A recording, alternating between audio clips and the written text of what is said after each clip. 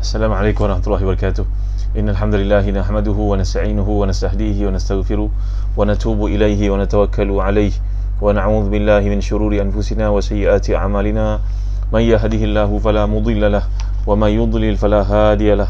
اللهم صل وسلم وبارك على محمد وعلى آل محمد كما صليت وسلمت وباركت على إبراهيم وعلى آل إبراهيم في العالمين إنك حميد مجيد. أما بعد. Ahlan wassalam kepada semua sahabat yang hadir pada malam ni, Pada Misbah, Zaiti Zara, Nozia Omar. Jangan lupa untuk share video ni kepada teman-teman kita. Tolong Nurlila sharekan, beritahu kepada mereka malam ni kita ada kuliah tafsir berkenaan dengan penjelasan Allah SWT, bagaimana kita nak mendepani golongan bukan Islam, khususnya di kalangan Yahudi dan juga Nasara. Maklumlah dalam kehidupan kita pada hari ini, sesuai dengan negara kita sebagai satu sifat masyarakat majmuk, bagaimana kita nak menghadapi berbagai-bagai ujian yang ada pada hari ini, dengan orang Islam yang nak murtadnya, dengan orang bukan Islam yang menyerang orang Islamnya, pandangan-pandangan yang serong terhadap Islam. Jadi tuan-tuan, malam ni saya nak kongsi dengan tuan-tuan tafsir ayat 172 hingga 173. Harap tuan-tuan tidak keberatan untuk share video ni dengan teman-teman kita. Terima kasih Saiful Bahri, terima kasih Royana Rusia, Muhammad Razak, terima kasih, Barakallahu fikum. Jangan lupa share kepada teman-teman kita ya, adik-adik kita yang mulia Tengku Murni, terima kasih, jazakumullahu khairan. Dah share ke belum ni? Nur Hasia Bakri, Nurilis, Barakallahu fikum. Sofi Emir, alhamdulillah dah share, terima kasih Sofi. Apa ayat yang digunakan? Jom tengok kuliah tafsir berkenaan dengan ayat surah Nisa. Baik, semalam saya dijelaskan kepada tuan-tuan bagaimanakah kaitan mengapakah Allah Ta'ala bawa kepada kita kisah tentang Nabi Isa AS bersama dengan ibunya dalam kes yang berkaitan dengan surah Nisa ini, yang menyaksikan ramainya di kalangan orang Islam yang terkorban di perang Uhud, di medan Uhud, meninggalkan isteri dan anak-anak yang masih perlukan pergantungan. Jadi dibawakan Allah Ta'ala kisah Maryam itu bertujuan untuk merawat, untuk berikan penawar kepada hati para ummahat, para nisa, golongan nisa muslimat yang ada pada masa itu, balu kepada para syuhada. Andai anda mengalami kesahan, maka sebelum anda pun, Maryam sendiri ibu kepada seorang Nabi Ulul Azmi itu pun susah macam kalian, bahkan lebih dahsyat daripada kalian, kerana dia telah pun dituduh sebagai perempuan yang melakukan fahisyah. Baik tuan terima kasih kepada semua yang hadir pada malam ni. Harap jangan bertangguh-tangguh, boleh kita sharekan dengan teman-teman kita yang lain. Moga majlis ilmu ni mendapat tempat di hati umat Islam, dan saya berpeluang untuk menyampaikan kepada tuan-tuan ilmu ni untuk kita kongsi bersama Baik, lihat ayat ke 172, 173 di surah An-Nisa. Jangan lupa buka tafsir Ibn Katsir pada malam ni, jilid yang kedua. Terima kasih Tengku Murni, terima kasih Nuzia sekali lagi, Dia Humairah, terima kasih. Baik, terima kasih Rosamas. Ini adalah jilid yang kedua tafsir Ibn Katsir, muka surat ke 639. Jangan lupa ya, kempen satu rumah satu tafsir, miliki tafsir. Walaupun kita dalam kehidupan pada ini mungkin dalam kesempitan, keuangan dan sebagainya, usahalah untuk memiliki kitab tafsir Ibn Katsir, kerana tafsir ini telah mendapat sambutan. Terima kasih Ustaz Syafiq Murad, Barakallahu fikum. Sama air jadi Ustaz Syafiq Murad hari ini merupakan jadi Ustaz Syafiq Murad yang banyak jasa kepada kita, yang telah mengumpulkan doa-doa yang kita pelajari selama ni. Ustaz Zawi Ghazali, Gi Kaluk, terima kasih semua Jadi bagi mereka yang memiliki tafsir Ibn Katsir akan dapat kitab ini, ensiklopedia nama-nama anak, yang bukan saja disertakan nama-nama untuk panduan, melainkan kaya dengan nama-nama para ulama yang dieja dengan betul. Dan ayat Quran, hadis, para ulama yang ada pada macam Syekh Abdul Karim Zaidan. Pernah dengar tak namanya? Ulama ni pada Iraq dan mati di Yaman, punya jasa besar dalam ilmu fiqh dan tafsir. Antara kanuni, seorang ahli pakar undang-undang dalam Islam, namanya Abdul Karim Zaidan. Ini Muhammad Salam Al-Muti yang terkorban syahid di Syria berapa tahun lepas Ini adalah Syekh Mustafa Said Al-Khin, yang telah pun diterjemahkan buku Fiqh Manhaji yang ke dalam mazhab Syafi'i moden, dalam bahasan mazhab Syafi'i moden. Inilah tokohnya, nampak Syekh Mustafa Said Al-Khin. Jadi tuan-tuan dapatkan tafsir Munir ataupun tafsir Ibn Katsir, tuan-tuan akan meroleh kitab ni secara percuma. Ensiklopedia mana-mana ya. Baik, lihat muka surat 639 Tafsir Ibn Katsir jilid yang kedua. Saya bacakan untuk tuan A'udzubillahi minasyaitonirrajim. لن يستنكف المسيح أن يكون عبدا لله ولا الملائكة المقربون ومن يستنكف عن عبادته ويستكبر فسيحشرهم إليه جميعا فأما الذين آمنوا وعملوا الصالحات فيوفيهم أجورهم ويزيدهم من فضله وأما الذين استنكفوا واستكبروا فيعذبهم عذابا أليما ولا يجدون لهم من دون الله وليا ولا نصيرا. صدق الله العظيم. Al-Masih sekali-kali tidak enggan menjadi hamba bagi Allah dan tidak pula enggan malaikat-malaikat yang terdekat kepada Allah. Barang siapa yang enggan beribadah kepada Allah dan menyombongkan dirinya, kelak Allah akan mengumpulkan mereka semua kepadanya. Adapun orang-orang yang beriman dan beramal saleh, maka Allah akan menyempurnakan pahala mereka dan menambah untuk mereka sebahagian dari kurnianya. Adapun orang yang enggan dan menyombongkan diri, maka Allah akan menyeksa mereka dengan siksaan yang pedih, dan mereka tidak akan memperolehi bagi mereka pelindung dan penolong selain daripada Allah Subhanahu Wa Taala. Baik, Ibn Abi Hatim mengatakan daripada Ibn Abbas bahawa firman Allah di sini lan yastankif. Lan yastankif ni berarti tidak enggan, iaitu tak sombong. Qatadah pula berkata maknanya tidak malu, tidak merasa malu di sini tuan-tuan ya. Al-Masih iaitu Isa bin Maryam tidak sekali-kali merasa malu untuk menjadi hamba Allah, dan tidak pula para malaikat yang terdekat juga untuk menjadi hamba Allah. Sebagian ulama mengambil dalil ini tentang kelebihan malaikat dibandingkan dengan manusia. Padahal firman Allah walal malaikatul muqarrabun itu, dan tidak pula para malaikat yang terdekat, tidak memiliki petunjuk ke arah itu, kerana kalimah ini hanya menyambung kata malaikat dengan kata Al-Masih. Dan istingkaf maknanya keengganan, sedangkan para malaikat lebih mampu buat demikian bandingkan Al-Masih. Untuk itu Allah firman walal malaikatul muqarrabun, artinya tidak setiap yang lebih kuat dan lebih mampu adalah lebih utama. Dalam ayat ini kalau kita perhatikan bahasan para ulama, perkataan yastankif ni dia perkataan nakafa. Nakafa ni bahasa Arab, kalau kita lihat kata Imam Al-Asfahani, nakafa ni berarti kalau seseorang itu berusaha untuk mengelap air matanya. Sesiapa sahaja, walaupun tinggi makamnya, kedudukannya, keilmuannya, pangkatnya, tiba satu ketika dia akan menangis. Mungkin melihat satu peristiwa berlaku, macam saya share kepada tuan-tuan beberapa minggu lepas tentang kematian seorang ayah dan anak yang datang, anak yang dibawa mayat itu, dibawa jenazah itu ke sekolahnya ketika baru habis satu kertas SPM kan. Ada kertas yang kedua sejarah katanya. Bayangkan dalam suasana itu tuan-tuan, macam mana tinggi sekalipun kedudukan tuan-tuan, macam mana hebat sekalipun kedudukan tuan-tuan, bila melihat suasana tentulah nangis tuan-tuan, hiba rasa kan. Jadi makna nakafah ni kalau kita faham, berusaha untuk menghapuskan, menghilangkan kesan air mata dengan tangan. Kerana kedudukan kita yang mungkin pangkat kita ataupun penghormatan orang kepada kita, maka waktu kita sedang menangis seperti itu, tiba-tiba datang orang, maka kita pun malu untuk dilihat seperti keadaan itu, seperti tengah menangis seperti itu tuan-tuan. Jadi seseorang itu mungkin enggan dirinya dilihat orang menangis, maka dia pun cuba untuk menghilangkan air matanya itu, untuk menjaga kehormatan dirinya, kemuliaan dirinya dipandang tinggi oleh orang lain. Jadi dari sini perkataan yastankif itu difahami dalam erti kata enggan. Ni kata Syekh Muhammad Utari Syarawi, ataupun malu. Dan dalam malu itu ada sedikit bercampur baur dengan perasaan angkuh. Maklumlah seorang yang pangkat tinggi tiba-tiba datang ke majlis seperti itu, contohnya melihat seorang anak kematian ayahnya, anaknya sedang peperiksaan, tentulah dia nak nangis tuan-tuan. Dia pengarah ke, dia ketua jabatan ke, dia pengetua ke, tentulah dia akan menangis. Ketua penjaga peperiksaan ke, tentu menangis. Islam ke, bukan, tentu dia menangis tuan-tuan. Hibanya melihat suasana itu, maka dia cuba untuk menghilangkan kesan air mata itu dari diperhatikan orang. Jadi perkataan nakafah ini mengandungi erti enggan, malu, angkuh. Jadi memang kata tersebut tidak secara automatik berarti angkuh, kerana pada akhir ayat itu merupakan ancaman bagi orang yang angkuh dan enggan menyembah Allah Subhanahu Wa Taala, dan menggabungkan perkataan yastankif dengan perkataan yastakbir.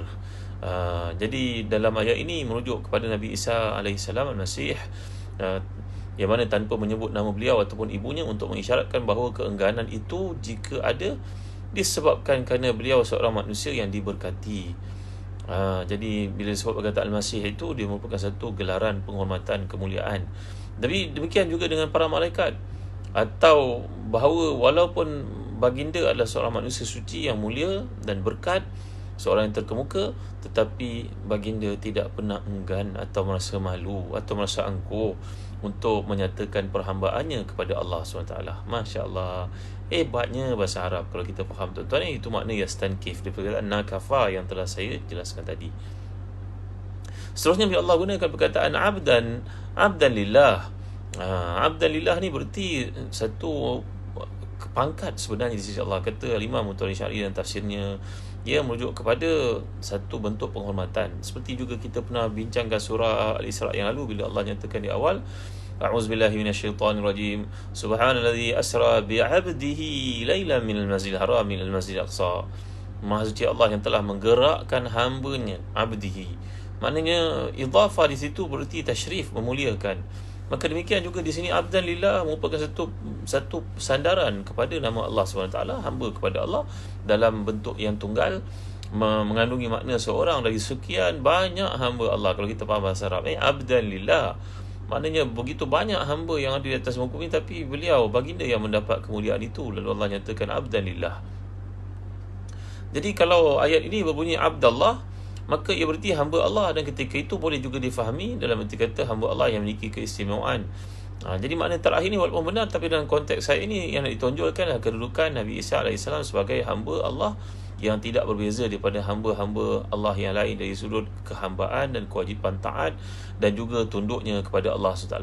Kerana itu penegasan ini bahawa Al-Masih tidak pernah enggan menjadi hamba Allah dapat difahami sebagai satu penjelasan berkaitan pengakuan Nabi Isa AS sebagai seorang hamba Allah, sebagaimana yang beliau nyatakan, baginda nyatakan dalam surah Maryam. Nanti kita ada peluang, kita akan belajar surah Maryam insya-Allah. Sungguhnya aku adalah hamba Allah, ini Abdullah atani al-kitab wa ja'alani nabiyya wa ja'alani mubarakan aina ma kuntu wa awsani bis salati waz zakati ma dumtu hayya.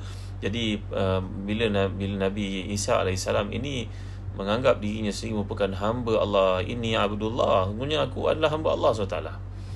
Jadi tuan-tuan, kemudian datang perkataan muqarrabun. Muqarrabun yang dimaksudkan kat sini adalah merujuk kepada perkataan qurb. Perkataan qurb ini pun kita gunakan dalam bahasa Melayu, sahabat karib sebagai contoh, iaitu dekat.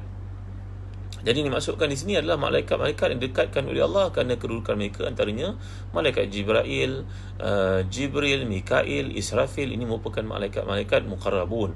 Jadi penyebutan nama para malaikat di sini ataupun kedudukan nama-nama malaikat dipanggil muqarrabun ini dalam rangka untuk menggunakan dia sebagai satu kesempatan huraian tentang Isa.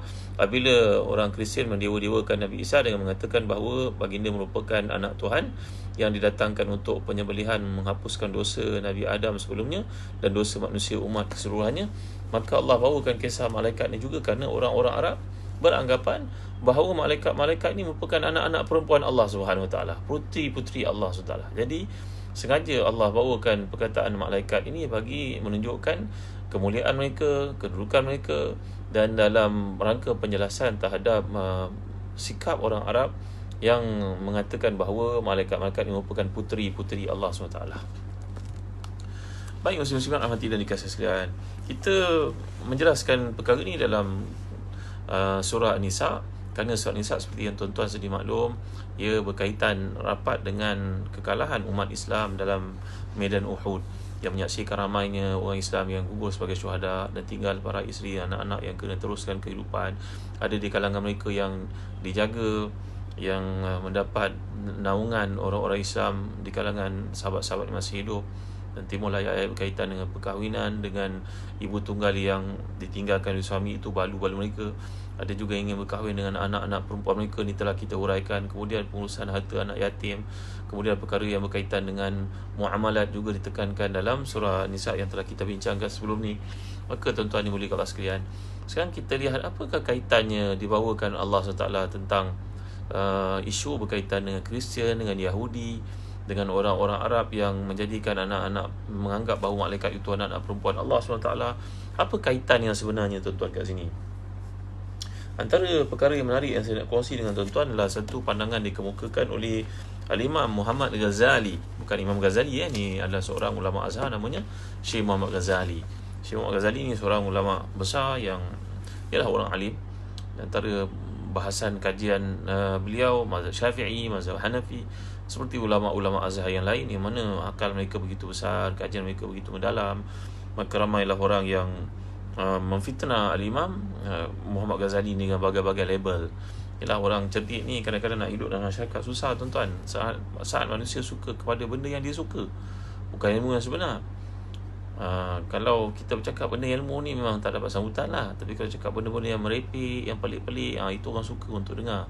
Sebahagian daripada manusia nak buat macam mana, ini zaman fitnah. Pada zaman Muhammad Ghazali lagi, beliau mengalami suasana ini. Lalu orang pun memfitnahnya, mengatakannya bagai-bagai, terkeluar pada Islam sebagainya. Beliau ni akhirnya berkata, kalau aku mati, aku merayulah supaya berilah peluang kepada aku untuk dikebumikan dekat dengan Imam Syafi'i yang kuburnya terdapat di Mesir. Nanti bila PKP dah selesai, tuan-tuan nak pergi ke Mesir, pergilah dengan Zahazan Travel. Terima kasih Zahazan Travel kerana penyertaan kuliah kita pada malam ni. Sebelum terlupa, saya nak ajak tuan-tuan untuk penggunaan korma Majdol dari Zahazan Travel yang kami import dari Jordan. Tanam di Palestin, di Aghwar, di Jordan. Ni korma Majdol besar ni. Ada yang minta saya untuk cuba makan lah. Nanti saya makan dari idea tuan-tuan. Tengok dalamnya, Masya-Allah, menggiurkan, menggoda. Tak lama lagi nak masuk bulan Syakban. Mari tuan-tuan dapatkan kurma Majdol daripada Zahazan Travel. Kita ada kempen khusus pada bulan Rejab ini. Kempen satu rumah satu kurma. Tanpa kos penghantaran untuk Semenanjung. Kecuali Sarawak, Sabah dan Singapura ada kos bayarannya, penghantaran. Selain daripada itu semuanya percuma penghantaran. Kita promotekan kurma Majdol dengan kurma Ajwa. 500 gram boleh, 250 gram boleh. Dapatkan kurma ni pada Zahazan Travel. Dapatkan daripada nombor telefon di bawah tuan-tuan ni. Boleh hadiah kepada orang, hantar ke rumah orang, adik-beradik kita. Dalam kata-kata para ulama, rumah yang tiada kurma padanya akan kelaparan selalu, sentiasa. Ini bukan hadis, tapi ini kata-kata para ulama. Akan menunjukkan kemuliaan makanan ni kerana disebut banyak tempat dalam Al-Quran Al-Karim. Baiklah, kita jadikan kurma ni bukan makan bulan puasa saja, tapi untuk puasa-puasa sunat kita, untuk kita hadiahkan kepada orang, untuk makan, supaya tuan-tuan diberi kasihan. Alhamdulillah dah dapat kurma Majdol. Siapa yang dah dapat kurma Majdol ni tak perasan lah namanya tadi. Fatimah Yahya, terima kasih. Soki Emil dapat. Alhamdulillah, syukur. Mudah-mudahan tuan-tuan akan sentiasa ada kurma di rumah. Dapatkan dari Zahazan Travel. Kami menghantar secara percuma untuk bulan Rajab ni tuan-tuan. Bulan lalu kita kempen satu kurma dapat kitab satu-satu amalan makanan Nabi. Tapi dalam bulan Rajab ini, kempen kita hantaran percuma ke seluruh Semenanjung. Dapatkan tuan-tuan ni untuk puasa sunat kita, hadiah kepada ibu bapa kita, adik-adik kita, jiran tangga dan sebagainya. Rakan-rakan di pejabat, ada majikan-majikan yang baik hati, boleh bagi pada staff-staff untuk menggalakkan mereka puasa Syakban contohnya. Baik, kembali kita kepada kata Al-Imam Muhammad Ghazali. Bukan Syekh, bukan Imam Abu Hamid Ghazali. Ni Imam Muhammad Ghazali, seorang ulama Azhar yang Al-Imam Yusuf Qaradawi sangat memujinya, menulis buku tentangnya. Sebaik saja beliau wafat ni, Syekh Muhammad Ghazali. Beliau berkata, kalau kau perhatikan, setiap kali umat Islam tewas, maka ia merupakan satu usaha istisal. Istisal ni berarti bila umat Islam tewas. Contohnya dalam bila jatuhnya kerajaan Islam Osmaniyah, maka semua negara yang dulu menaung di bawah Osmaniyah, Turkiya itu dibahagi-bahagikan kepada orang-orang Kristian. Kerana orang Kristian datang muka satu tempat untuk 3G. Tuan-tuan tahu kan? Saya pernah bahaskan benda ni, tuan-tuan pun tahu, saya yakin. Iaitu untuk gospel, gold, dengan apa lagi situ? Glory kan? Kerana mereka menganggap mereka berkalah, mereka nak menang semula. Mereka pun nak gold, nak emas, bukan nak cik rempah tuan-tuan ya. Dan begitu juga untuk menyebarkan gospel, untuk menyebarkan Christianity. Jadi kembali kepada ayat ini, kata Muhammad Ghazali, kalau engkau lihat, itulah yang berlaku kepada umat Islam. Bagaimana negara Filipin yang satu masa dulu mempunyai sultan, antara sultan Islam yang ada di Filipin namanya Sultan Sulaiman, yang terkemuka, alim, saleh. Tapi bila datang Spain ke Filipina itu, maka habis seluruh orang Islam di Filipina itu murtad. Mereka cuba untuk murtadkan orang Islam di tanah Melayu, tak berjaya tuan-tuan. Mereka pergi ke India, walaupun di atas bendera British, the Great Britain, empire British itu, tuan-tuan, Britain itu, mereka cuba untuk menyesatkan orang Islam, wujudkan berbagai kefahaman. Sikhnya, Qadianinya, Bahainya, macam-macam agama diwujudkan. Kitabul Hasan Ali An-Nadwi dan kitab beliau tajuk Madza khasiral alam bin hitatil muslimin, bagaimanakah Islam ini, dunia ini rugi tanpa ada kepimpinan Islam. Kerana ketika orang Islam memimpin benua India itu, walaupun orang Hindu duduk di bawah kepimpinan Islam, tak pernah berlaku pembunuhan. Tapi sebab British masuk, tak selesai pertempuran sampai ke hari ini. Persisihan itu, Masjid Babri dirobohkan, macam-macam usaha mereka untuk menghancurkan umat Islam, tuan-tuan. Jadi sebagai persiapan minda kepada kita bila baca surah An-Nisa ni, saya katakan kepada tuan-tuan, satu tadabbur yang penting. Maka bila kita berada di tahap kekalahan yang amat sangat, kita jangan abaikan agama, tuan-tuan. Kita kena ambil peluang untuk faham sekurang-kurangnya apa beza kita daripada orang bukan Islam. Pada ini kita melihat orang murtad semudah menukar baju saja, tuan-tuan.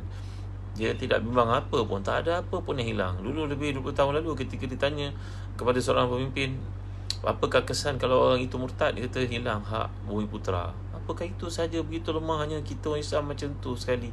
Kata kalau orang tukar agama hilang hak Bumiputera. Benda yang dapat hak Bumiputera, tuan-tuan. La haula wala quwwata illa billahil aliyyil azim.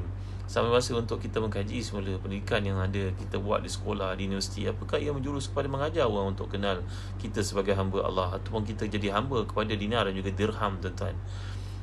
La ilaha illallah Muhammad Rasulullah. Maka kita kembali kepada perspektif ini bila Allah bawakan tentang penekanan aspek Yahudi dan juga Nasara, kerana nak mengingatkan kita waktu kita berada dalam keadaan stres kerana kekalahan ini. Tak kira lah kalau dahulu kekalahan peperangan, sekarang kekalahan politik pilihan raya ke, tuan-tuan. Maka di antara perkara yang bakal menghentam kita dan melemahkan kita lagi kerana datangnya da'yah bukan Islam ini untuk kita tangani dengan betul, tuan-tuan dimuliakan sekalian. Allah indah sekali kata-kata Muhammad Ghazali ni. Kerana usaha orang kafir ni adalah istiqsal. Istiqsal ni kalau boleh kita nak pakai bahasa Melayu ni apa, tuan-tuan? Istiqsal ni itu menanggalkan kalau pokok itu bukan ditebang, dicabut dengan akar-akarnya supaya hilang identiti Islam itu daripada diri mereka. Inilah berlaku di Filipina. Inilah yang mereka lakukan di Spain. Jadi mereka cuba untuk ada negara-negara yang lain. Alhamdulillah, datuk nenek moyang, tuan-tuan, merupakan orang yang kuat pegang pada agama. Ya, Raja Sultan pada masa itu mempertahankan warisan para ulama di pondok, memperjuangkan habis-habisan mereka. Ini yang sebenarnya kita kena sebut sebagai tokoh-tokoh kemerdekaan. Orang sibuk cerita tentang sejarah dipindakan, perang yang diubah sewena-wenanya sampai komunis pula yang dapat nama, kan, tuan? Kita kena ingat bahawa ulama-ulama juga punya peranan besar untuk mempertahankan tanah Melayu satu masa dahulu, sehingga keluarnya orang-orang kafir di tanah Melayu dengan penuh kehinaan. Kerana orang Islam tidak berjaya ditukar agamanya, tuan-tuan yang dimuliakan Allah sekalian. Jadi kata Syekh Muhammad Ghazali, itu tujuannya Allah bawakan kepada kamu penekanan supaya kamu ingat, kamu faham. Kalaulah orang Islam pada waktu saat mereka tewas di sudut peperangan fizikal itu, maka spiritual mereka juga akan down. Dan ketika down itu mereka melihat agama lain lebih baik daripada mereka. Tidak. Datang dalam surah Nisa ni bahagian penghujungnya supaya kamu sedar, kamu balik semula. Kamu jangan surrender di sudut keimanan itu, walaupun fizikal kamu telah dijajah, hati kamu tetap dengan Allah SWT. Dan kamu tahulah penjajah kamu itu kelemahan mereka kerana mempunyai akidah yang sangat lemah seperti sarang laba-laba sebenarnya. Nanti kita ada peluang kita baca, kita bincang surah Al-Ankabut, tuan, ya. Wa inna ahwanal buyuti la baitul ankabut. Sungguhnya rumah yang paling lemah itu adalah rumah laba-laba. Kenapa Allah sebut begitu, ya? Baik. Jadi muslim-muslim rahmati dan dikasihi sekalian, bila umat Islam tewas dalam perang Uhud, maka mulalah era penjajahan minda ke atas umat Islam. Perang Uhud pada zaman Nabi SAW. Tapi kita kena faham bahawa perang Uhud ini berterusan dalam hidup orang Islam. Umat Islam tewas. Dan perang Uhud itu dalam versinya berbeza berlaku lagi kepada kita sebenarnya. Jadi bila ia berulang-ulang kali berlaku sebab kita, bagaimana Nabi menanganinya? Turun ayat untuk merawat isu akidah ni. Jangan bila kamu tewas, kamu tahu patutlah kita tewas kerana orang kafir ni hidupnya begini, kita kena ikut. Patutlah kita tewas, kita ni pakai jubah, kita kena pakai macam orang kafir. Contoh. Patutlah kita ni tewas kerana kat universiti kita dipisahkan lelaki perempuan. Kita kena belajar macam Oxford University, bercampur lelaki perempuan, boleh berpeluk, boleh bercium, baru kita menang. Tak, tuan-tuan. Tewasnya kita itu kerana satu isu berkaitan dengan kelemahan akidah kita dan dari sudut niat yang salah, kerana Allah nyatakan berkenaan dengan tewas umat Islam di perang Uhud itu, minkum man yuridu dunya wa minkum man yuridul akhirah thumma sarafakum anhum liyabtaliyakum wa laqad afa ankum wallahu dzu fadlin 'alal mu'minin. Kerana di kalangan kamu ni niatnya tak betul, niatnya kerana keduniaan, maka kami hukum kamu dengan kekalahan di situ. Jadi bila kita tewas, kita muhasabah diri balik semula, buat postmortem. Jangan kita terus menuling jari untuk mengatakan kita kalah ni pasal cara hidup kita kena ikut cara orang kafir. Itu sebab ketika umat Islam lemah, tuan-tuan, pernah timbul satu buku yang bertajuk Tahrirul Mar'ah, iaitu satu buku yang sangat parah pandangan-pandangannya, mengatakan bahawa sebenarnya orang perempuan perlu dibebaskan. Kerana orang perempuan ni memang Allah jadikan cantik, maka dia pun pakai tudung pun tidak wajib, sebenarnya itu budaya Arab. Maka orang perempuan boleh menanggalkan pakaiannya kerana kecantikan itu sebagian nikmat Allah tunjukkan kepada orang. Ini kefahaman yang sangat berbahaya, ditimbulkan oleh segelintir daripada mereka yang sangat terpengaruh dengan serangan pemikiran yang berlaku kepada mereka tak kala mereka tewas, mereka lemah, jatuhnya kerajaan Islam Osmaniyah. Maka mereka mengkaji, lalu timbullah satu rumusan, sebenarnya kita kalah kerana kita ikut Islam, kita kena bebaskan diri kita daripada cengkaman Islam. Ini pandangan sebahagian daripada mereka yang sesat lagi menyesatkan. Bila mereka masuk ke Inisiat Al-Azhar itu dan membuat pemikiran baru, mengatakan bahawa tidak wajib pakai tudung bagi perempuan, kita boleh ambil undang-undang British kerana undang British itu paling dekat dengan Quran. La ilaha illallah Muhammadur Rasulullah. Padahal British baru saja menjadi negara yang kuat dalam tempoh 500 tahun kebelakangan ini. Negara umat Islam pernah memimpin dunia lebih daripada itu, dengan Baghdadnya, dengan Dimashqnya, dengan Istanbulnya. Umat Islam begitu lebih lama lagi untuk dibandingkan dengan British yang baru tapak, tuan-tuan yang menyaksikan. Lebih 500 tahun dahulu, orang British, orang-orang di Eropah sana hidup dalam kegelapan. Mereka mendapat cahaya bila percikan itu datang dari Andalus, mengambil apa yang Andalus, mengubah semuanya, yang baik semuanya diambil dan dicampur adukkan dengan fahaman Kristianiti mereka. Maka yang berkaitan dengan roh tauhid itu dibuang, maka jadilah mereka negara yang maju dalam bentuk kebendaan yang kita lihat pada hari ini. Jangan kita jadikan itu sebagai kiblat untuk kita ikuti, tuan-tuan.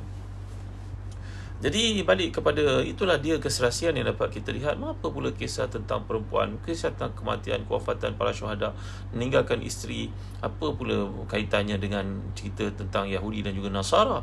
Kerana tewasnya kita dalam medan pertempuran mengundang berbagai perspektif dan juga masuknya fahaman mengatakan engkau tewas kerana engkau tak ikut cara mereka. Engkau kena ikut cara mereka, barulah engkau akan menang segala-galanya.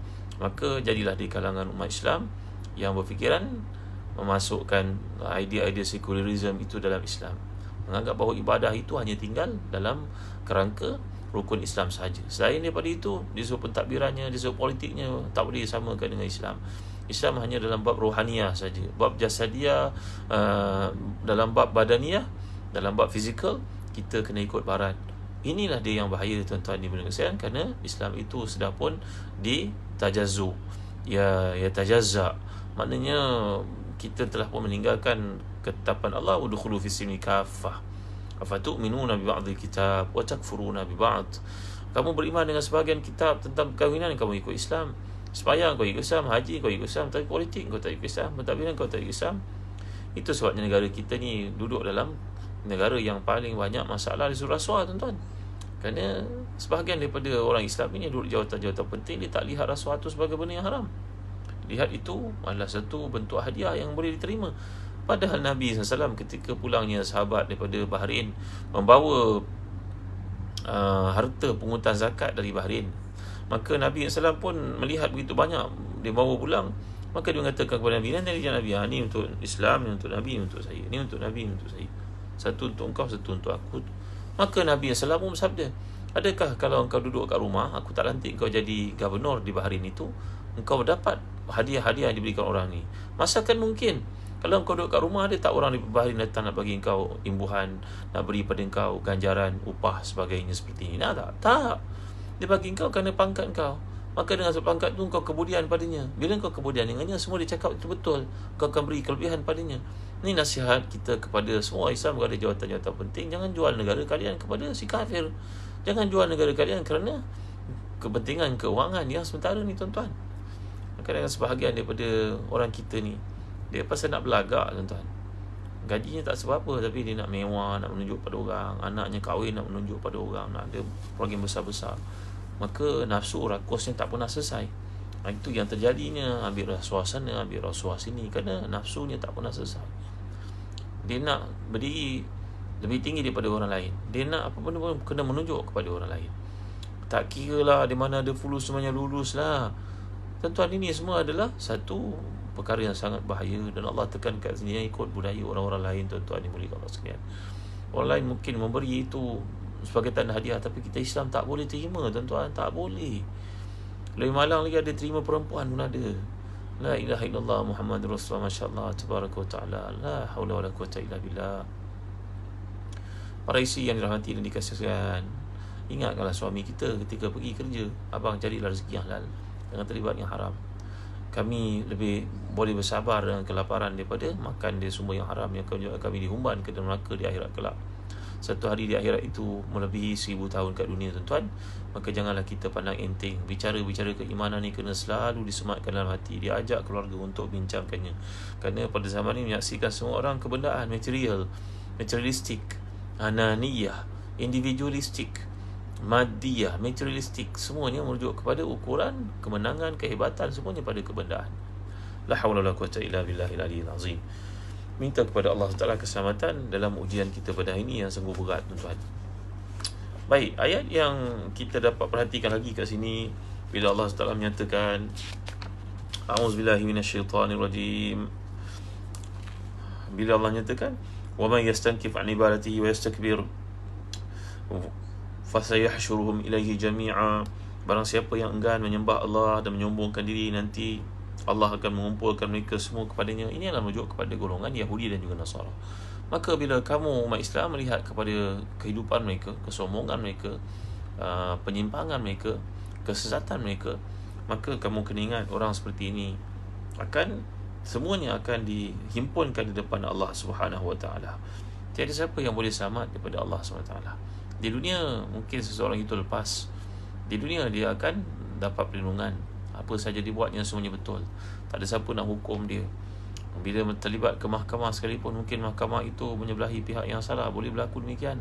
Kerana Nabi kita SAW pun pernah bersabda, yang telah saya huraikan dalam kuliah yang terdahulu, bila Nabi melihat para sahabat datang untuk bertanya soalan dan ada persisian yang timbul, Nabi telah buat keputusan menyebelahi satu pihak. Nabi akhirnya telah bersabda, ini adalah keputusan aku, kalau ia tidak tepat, nanti di akhirat akan dibongkar balik semula, dibuka balik semula. Maka bertakwalah kepada Allah. Lekas yang telah dibuat keputusan menyebelahinya itu oleh Nabi, mengatakan, Rasulullah, saya tarik balik apa pun keputusan yang Rasulullah buat, saya mohon maaf, sebenarnya saya menipu dalam kes ini. Saya mendatangkan bukti yang kuat untuk memperdayakan Rasulullah SAW, dan akhirnya Rasulullah menyebelahi saya padahal saya salah. Bimbang para sahabat, tuan-tuan yang boleh kasih, dan andai perkara itu berlanjutan ke akhirat.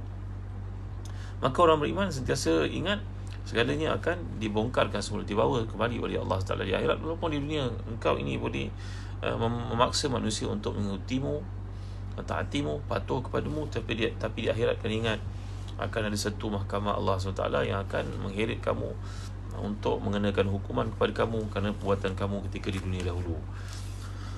Jadi muslim-muslimat yang hati dan dikasihan, dalam ayat ini kita perhatikan lagi, Allah menyatakan fasayahsyuruhum ilaihi jami'a. Maka barang siapa yang enggan beribadah kepadanya dan menyombongkan diri, kelak akan mengumpulkan mereka semuanya itu. Allah akan mengumpulkan mereka pada hari kiamat, memutuskan urusan yang paling adil, urusan yang adil dan tidak mungkin zalim ataupun menyimpang. Dalam bahasa Arab datangnya perkataan fasayah. Sa ni merujuk pada taswif, istiqbal. Satu lagi perkataan sawfa merujuk pada istiqbal ba'id biasanya. Kalau sa ni merujuk pada istiqbal qarib. Kalau saya kata kepada tuan-tuan, sa'azhab, saya akan pergi mungkin sekejap lagi. Tapi kalau sawfa azhab, saya akan pergi mungkin minggu depan ke tahun depan ke. Jadi perkataan sa dengan sawfa ni biasanya merujuk kepada qarib dan juga ba'id biasanya. Jadi bila Allah gunakan perkataan fasayahsyuruhum ilaihi jami'a, Allah pasti akan himpunkan kamu kesemuanya sekali. Kerana tuan-tuan dimuliakan sekalian, kita merasakan hidup ini panjang, tapi dalam panjang ni pendek sebenarnya. Baru je hari Jumaat lepas kita baca surat Kahfi kan, dah masuk Jumaat baru. La ilaha illallah, masuk. Satu masa dulu kita keluar daripada universiti, kita pun minang dan berkahwin. Sesudah anak kita pada ini pula yang nak berkahwin, tuan-tuan. Kita rasa macam baru semalam kita kahwin. Pendek sebenarnya masa, tuan-tuan. Tuan-tuan jadi orang penting, berpangkat, berkedudukan, orang semua datang jumpa kita, cium tangan, peluk, hormat. Itu semua sementara, tuan-tuan yang boleh kasihan. Kena ingat akan tiba masa kita tinggalkan semua itu. Seorang yang hakim, yang bijaksana berkata,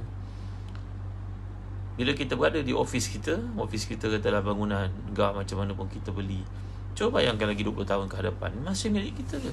Entah sudah dilelong. Lagi 40 tahun ke hadapan, umur kita katalah 30, padahal 70, ada tak orang lain yang akan duduk kat sini?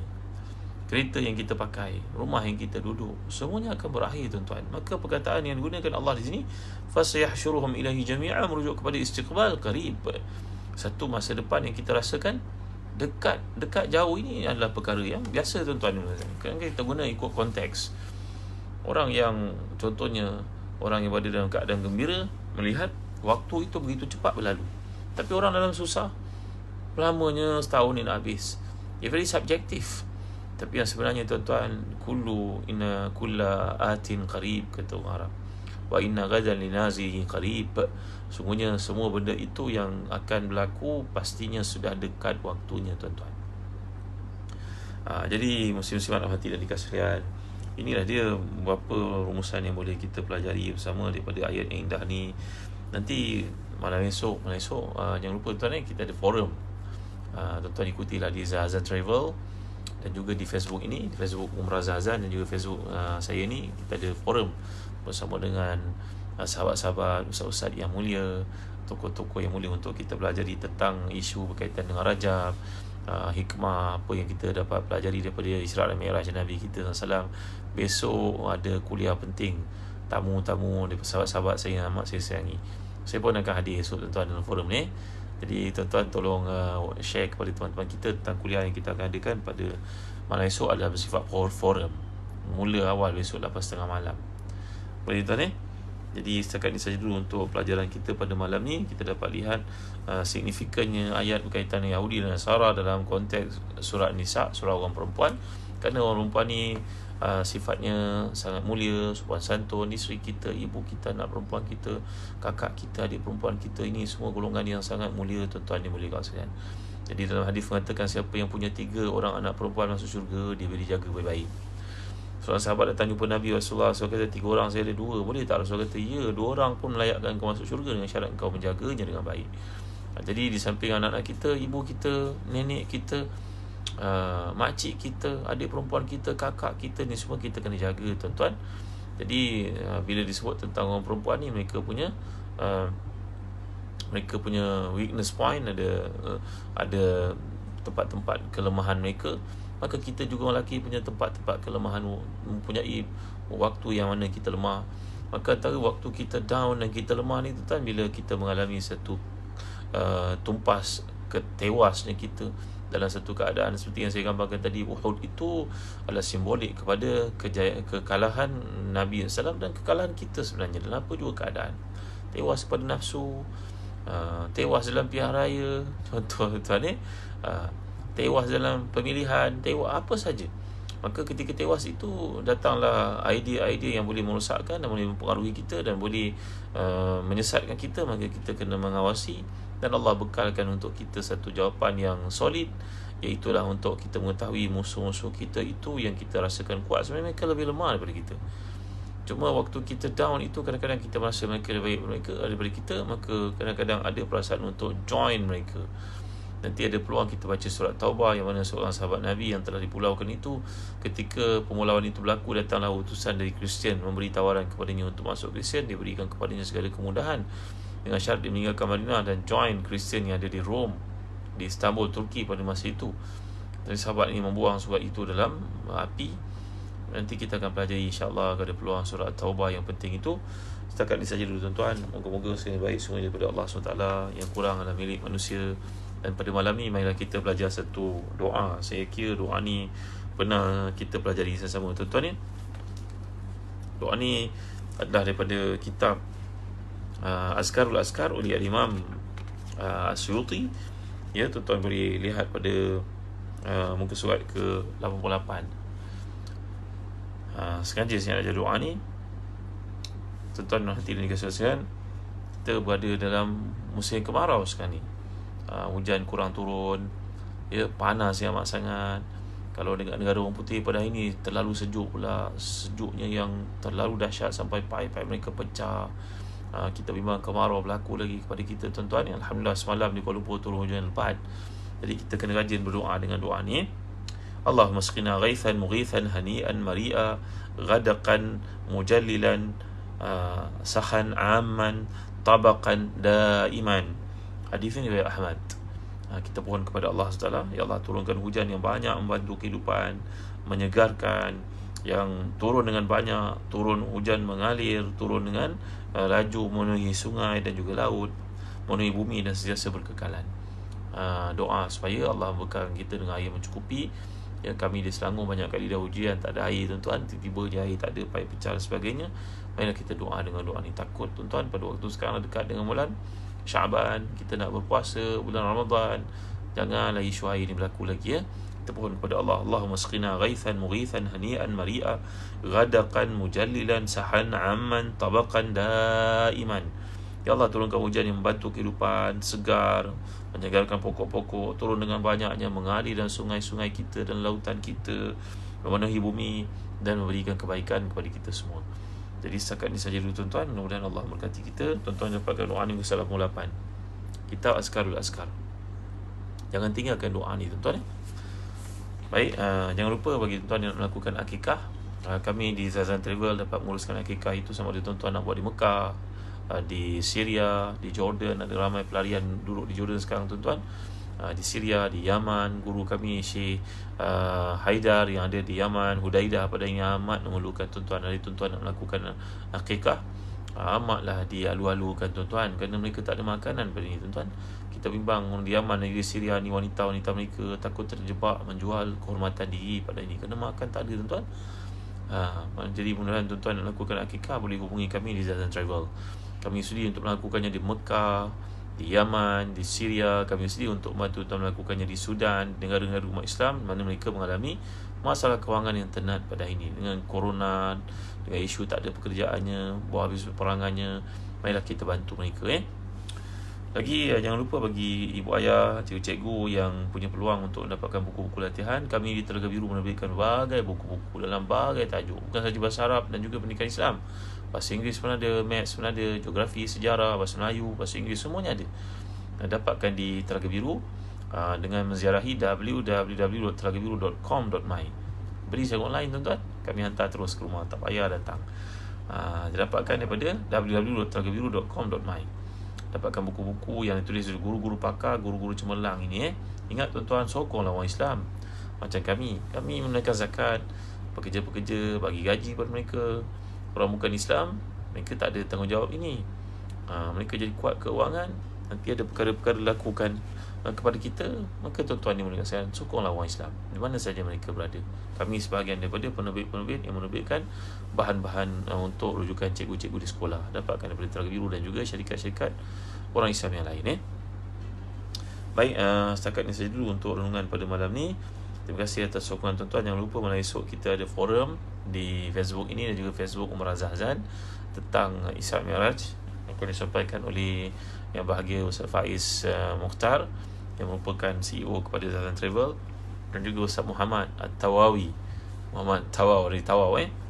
Jadi setakat saja dulu untuk renungan pada malam ini. Sekali baik semua daripada Allah, kelemahan manusia. Wallahu a'lam, sallallahu ala sayyidina Muhammad wa ala alihi wa sahbihi wa baraka wasallam. Alhamdulillahirabbil alamin, barakallahu fikum. Alhamdulillahirabbil alamin, wassalatu wassalamu ala asyrafil anbiya'i wal mursalin sayyidina Muhammadin wa ala alihi wa sahbihi ajma'in. Allahumma ighfir lana dhunubana wa israfana fi amrina wa sabbit aqdamana wa ansurna 'alal qawmil kafirin.